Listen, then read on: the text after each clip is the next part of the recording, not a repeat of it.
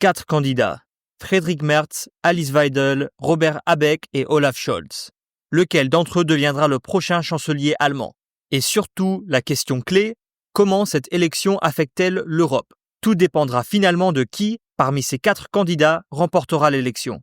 Car chacun d'entre eux porte une vision très différente. Les sondages actuels placent Friedrich Merz, candidat du CDU-CSU, en tête, suivi par l'AfD, tandis que le SPD et les Verts peinent à rattraper leur retard. Mais si l'AfD progresse encore davantage, l'Allemagne et l'Europe pourraient être en passe de vivre une transformation sans précédent. Dans cette vidéo, nous allons analyser la vision de chacun des 4 candidats en matière de politique étrangère et le rôle de l'Allemagne dans l'Europe et le monde. Pour cela, nous avons étudié leurs programmes et leurs interventions publiques afin de comprendre leurs véritables propositions. Nous nous concentrerons sur 3 enjeux majeurs, en commençant par l'avenir de l'Union européenne. Les principaux candidats à la chancellerie sont tous pro-UE, à une exception majeure, Alice Weidel de l'AfD, qui propose une vision radicalement différente. We don't see that the European Union, in its current state, is an institution that is working well. Right? So what we need to have is free trade among the European countries, but we don't need all the bureaucracy. En mots plus simples, l'AfD de Weidel veut démanteler l'Union européenne telle que nous la connaissons et la remplacer par ce qu'elle appelle une Europe des nations. Une alliance d'États souverains axée uniquement sur la coopération économique et des intérêts partagés. Cela implique des frontières strictes pour l'UE, c'est acté. Préserver les cultures européennes, évidemment. Une intégration politique, absolument pas. En résumé, moins d'Europe et plus d'Allemagne. Et puis, il y a l'euro. Le manifeste de l'AfD ne se contente pas de critiquer la monnaie commune, il y réclame purement et simplement la sortie de l'Allemagne de la zone euro. Oui, cela signifie le retour du Deutsche Mark et avec lui un système financier où l'Allemagne retrouverait un contrôle total sur la politique fiscale et monétaire. Mais quel est leur argument? Eh bien, ils disent que les interventions de la BCE, les politiques d'endettement de l'UE et les plans de sauvetage à répétition violent les accords imposant un fardeau injuste aux contribuables allemands. Certes, leur programme ne réclame pas explicitement un Dexit, comme c'était le cas dans leur programme pour les élections européennes de l'année dernière, mais dans les faits, c'est exactement ce que cela signifie. L'AfD est bien sûr surtout connue pour sa ligne dure sur l'immigration, et l'une de ses solutions est simple, fermer les frontières allemandes. Wir werden weiter für eine wirkliche Migrationswende mit Schließung der Grenzen, Zurückweisung und Abschiebung von illegalen Ausländern eintreten. Mais Weidel et l'AfD ne sont pas les seuls sur cette position. Merz et la CDU plaident également pour un renforcement des contrôles aux frontières, bien que, dans son cas, ce ne serait tant qu'il considère la situation comme une urgence nationale. Et cela place à la fois l'AfD et la CDU en confrontation directe avec l'UE, où l'espace Schengen garantit la libre circulation entre les États membres. Scholz, le chancelier sortant et principal adversaire de Merz, n'a pas mâché ses mots. Genau das aber tun Sie, Herr Merz, wenn Sie sagen, wir wenden europäisches Recht an unseren Grenzen einfach nicht mehr an. Das ist die Antwort der Populisten. Das größte Land der EU würde offen EU-Recht brechen, so wie das bislang nur Viktor Orban in Ungarn wagt. Ainsi, tandis que l'AfD et la CDU défendent le rétablissement des frontières nationales, remettant en cause Schengen, le SPD et les Verts s'y opposent fermement et plaident plutôt pour une réponse coordonnée à l'échelle de l'UE. Leur crainte, si l'Allemagne réintroduit des contrôles aux frontières, d'autres pays pourraient suivre, déclenchant un effet domino qui pourrait, à terme, faire effondrer l'espace Schengen. Cependant, Merz est résolument pro-UE et veut que l'Allemagne assume davantage de responsabilités et travaille en étroite collaboration avec ses voisins, surtout sur les grandes questions comme la sécurité. Doch wir haben nach meinem festen Gefühl alle Chancen, in dieser Zeit des Epochenbruchs nicht nur zu bestehen, sondern als europäische Gemeinschaft noch viel enger zusammenzurücken. Denn wir sind in dieser Europäischen Union. Am dringlichsten ist dabei die Reparatur unserer Beziehungen zu unseren beiden wichtigsten Nachbarn in Europa, zu Polen und zu Frankreich. Eine von mir geführte Bundesregierung wird die Sprachlosigkeit zwischen Berlin und Warschau von Tag 1 an beenden. Une excellente nouvelle pour les voisins de l'Allemagne et en particulier pour Macron dont la relation avec Scholz a été loin d'être fluide. Mais voilà le problème. Les manifestes des Verts et du SPD mettent également en avant l'importance du partenariat avec la Pologne et la France. Et pour Habeck et surtout pour Scholz, cette prise de conscience arrive un peu tard. Il ne veut pas oublier à quel point Scholz a souvent agi en solo sur la Russie et la Chine, prenant des décisions majeures sans consulter ses partenaires européens. Néanmoins, Merz, Habeck et Scholz partagent une même vision d'une Europe plus forte. Gerade in dieser Zeit, wo Russland unsere Friedensordnung bedroht, wo Präsident Trump einen neuen politischen Kurs einschlägt, gerade in dieser Zeit ist die Einigkeit Europas wichtiger denn je. Wir brauchen aber nicht Germany first oder Italy first oder France first, sondern wir brauchen ein klares Verständnis, dass Europa in dieser herausfordernden Zeit zusammenstehen muss. À l'exception de l'AfD, les trois grands partis veulent approfondir le marché unique et renforcer la compétitivité de l'Europe. Merz plaide pour une union de l'énergie où les pays de l'UE coordonneraient leur politique énergétique afin de sécuriser l'approvisionnement et de réduire les coûts. Il défend également une union des marchés de capitaux permettant une circulation plus fluide des investissements et des financements à travers l'Europe. Le SPD soutient l'union des marchés de capitaux, tout comme les Verts, mais sous conditions, avec une réglementation stricte, des garanties sociales et écologiques ainsi qu'une protection des banques régionales. Quant à une Union européenne de l'énergie, les choses deviennent plus floues. Ni les SPD ni les Verts n'y font directement référence dans leur manifeste. Mais au vu de leur position ferme en faveur des énergies propres, on peut supposer qu'ils y seraient pour, que si elle reposait exclusivement sur les renouvelables.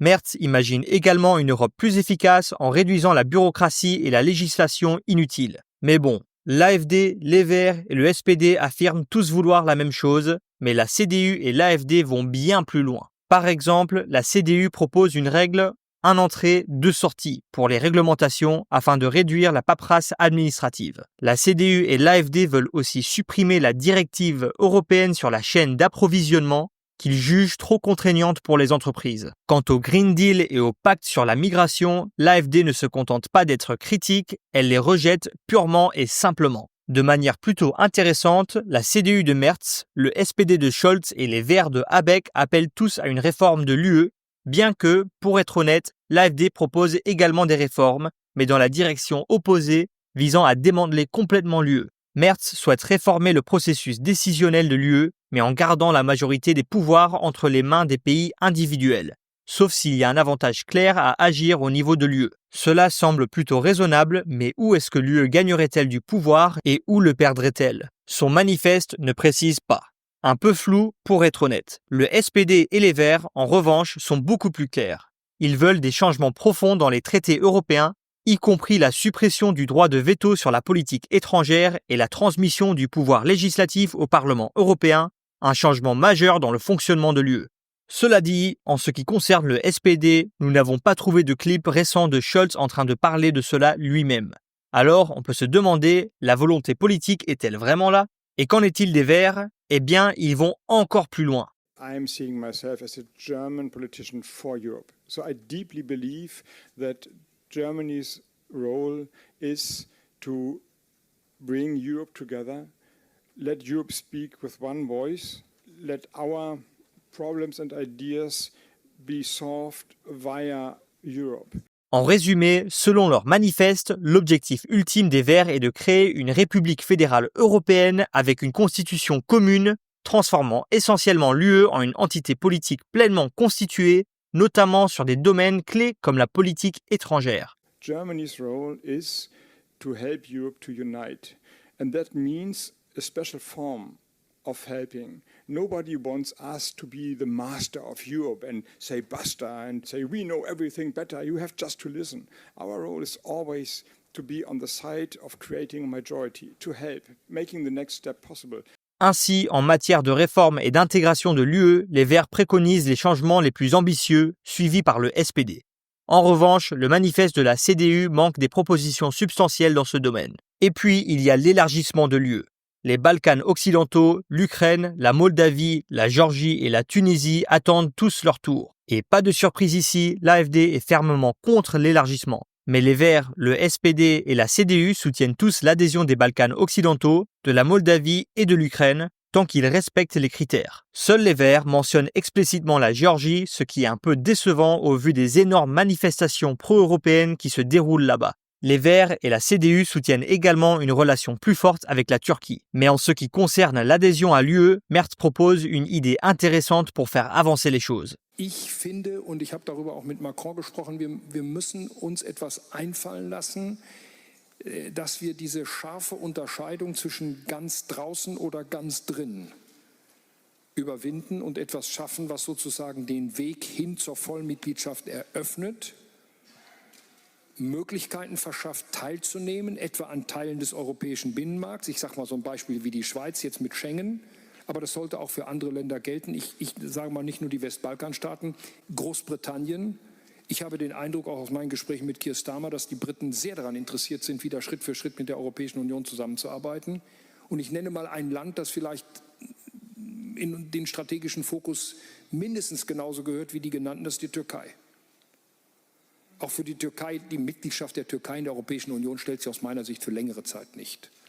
Aber auch da die scharfe Unterscheidung zwischen ganz draußen und ganz drin blockiert uns in allen Möglichkeiten, mit diesem Land eine stärkere Kooperation einzugehen. Cela ressemble beaucoup à l'Europe à plusieurs niveaux que Macron avait évoqué il y a quelques années. Un système où les pays qui ne sont pas membres à part entière de l'UE peuvent s'intégrer progressivement à travers différents niveaux de coopération.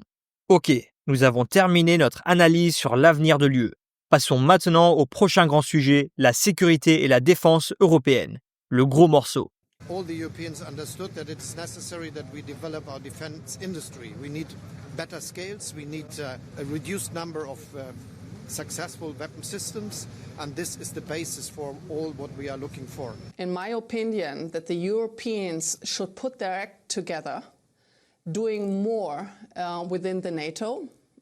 Germany, for instance, never have been paying 2% of GDP at all. But it's also in our responsibility to formulate our national interests, because our national interest is quite different from the US. Europa muss nach außen gucken. Europa muss sehen, dass es weltpolitikfähig wird, handlungsfähig wird in der Sicherheitspolitik, in der inneren Sicherheitspolitik, in der Verteidigungspolitik, in der Außenpolitik, mit einer Stimme spricht, einfachere Verhältnisse hat, das Mehrheitswahlrecht, das Mehrheitsverhältniswahlrecht einführt, sich im Inneren reformiert, damit Europa als politische Wertegemeinschaft auf der Weltbühne repräsentiert wird. En résumé, la CDU, les Verts et le SPD souhaitent tous une coopération plus forte en matière de défense européenne, en poussant pour une union de la défense avec une production d'armement commune, des achats partagés, une R&D commune et un meilleur accès au financement de la défense. Et pour l'AfD, pas question. Leur manifeste ne mentionne rien de tout cela, ce qui, vu leur position sur l'UE, n'est pas vraiment surprenant. Cependant, là où les 4 partis sont d'accord, c'est sur le fait que les dépenses militaires doivent augmenter, au-delà de 2% du PIB. Les Verts vont encore plus loin, Habeck évoquant 3,5% en janvier. L'AfD ne fixe pas d'objectif dans son manifeste, mais Alice Weidel a exprimé son soutien à l'exigence de Trump selon laquelle les membres de l'OTAN doivent dépenser 5% du PIB, et a même suggéré que l'Allemagne pourrait devoir aller au-dessus de cela. Mais la grande question, d'où vient l'argent ? C'est là que ça devient compliqué. Le SPD et les Verts ont une réponse claire, emprunter de l'argent. Par exemple, par le biais d'une obligation de défense européenne. La CDU et l'AfD, absolument pas.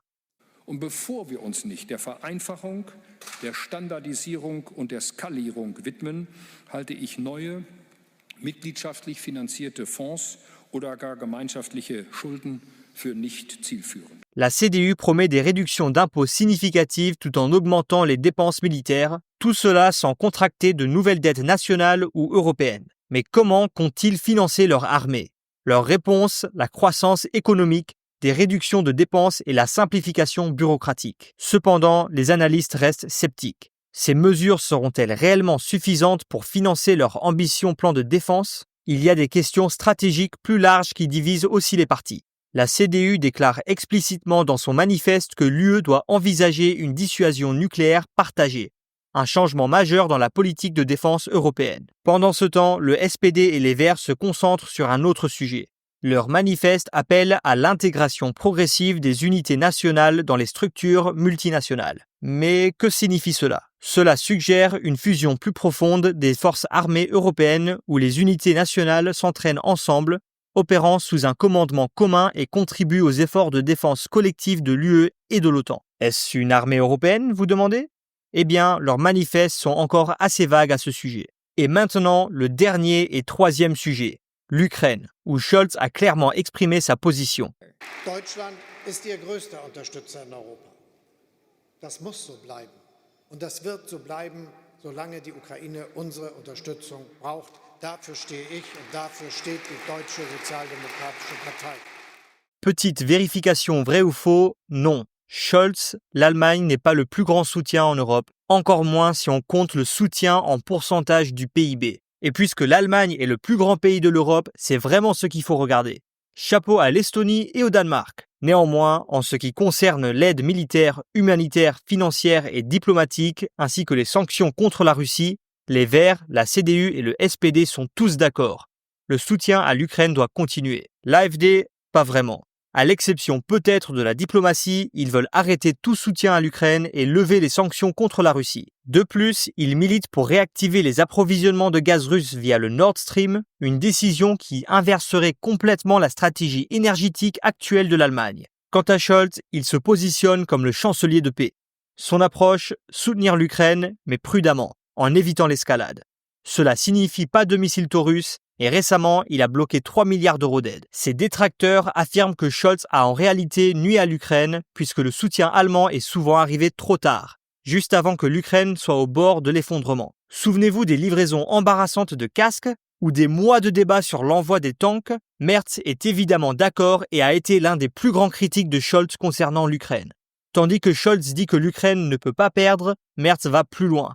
L'Ukraine doit gagner. Und für die Ukraine lautet nach meiner Einschätzung die wichtigste Antwort: Sie muss den Krieg gewinnen. Gewinnen heißt für mich die Wiederherstellung der territorialen Integrität mit einer in Ausübung eigener staatlicher Souveränität demokratisch legitimierten Regierung. Gewinnen heißt auch, dass die Ukraine die vollständige Freiheit zur Wahl ihrer politischen und gegebenenfalls auch militärischen Bündnisse haben muss. Cela implique que la CDU de Merz soutenait l'adhésion de l'Ukraine à l'OTAN, même si leur manifeste reste silencieux à ce sujet. Les Verts, eux, n'hésitent pas. Ils appellent explicitement à l'adhésion de l'Ukraine à l'OTAN dans leur manifeste. Et le SPD, silencieux. Et qu'en est-il de l'AfD? Complètement contre. Mais lorsqu'il s'agit d'un véritable plan de paix, une proposition concrète sur la manière dont cette guerre devrait réellement se terminer, tous les partis manquent de clarté. L'AfD appelle constamment à la paix, mais leur solution, couper tout soutien à l'Ukraine. Les critiques affirment que cela ne ferait que fragiliser la position de négociation de l'Ukraine, offrir à la Russie exactement ce qu'elle veut et potentiellement encourager encore plus d'agressions à l'avenir. Voici donc un aperçu final de la position des partis sur l'Europe.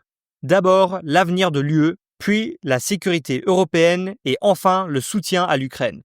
Après des heures de discours et de débats et avoir passé en revue des centaines de pages de manifestes, nous pensons avoir une vision assez claire de l'accent mis par chaque candidat sur la politique étrangère. Merz souhaite que l'Allemagne prenne ses responsabilités, à la fois en Europe et dans le monde. Sa vision, une Allemagne fiable et digne de confiance, travaillant étroitement avec ses partenaires pour relever les défis les plus urgents du continent. Scholz mise sur le statu quo. Son manifeste présente un peu de tout. Mais au fond, il répète toujours le même message, la paix et la prudence. Pas d'escalade, une direction stable, pas de surprise. Habeck place la coopération et l'intégration européenne au cœur de ses priorités. Son approche, nous devons faire davantage ensemble pour réussir dans des domaines comme la défense, le changement climatique ou l'immigration. Et contrairement aux autres, le manifeste des Verts est le seul à mentionner explicitement une fédération européenne. Et puis, il y a Weidel, l'Allemagne d'abord, l'Europe ensuite. Moins d'intégration, moins de coopération avec les voisins européens et un changement radical par rapport à l'UE telle qu'elle existe aujourd'hui. Merci pour avoir regardé la vidéo, faites-nous savoir ce que vous en pensez et si vous êtes allemand, dites-nous dans les commentaires quel est votre candidat préféré et pourquoi. En plus, si vous avez aimé ce format, nous pouvons en faire un autre sur la migration ou l'économie. Faites-nous savoir dans les commentaires si vous êtes intéressé dans ce type de vidéo. N'oubliez pas de laisser un like et de vous abonner si vous avez apprécié le contenu. À la prochaine!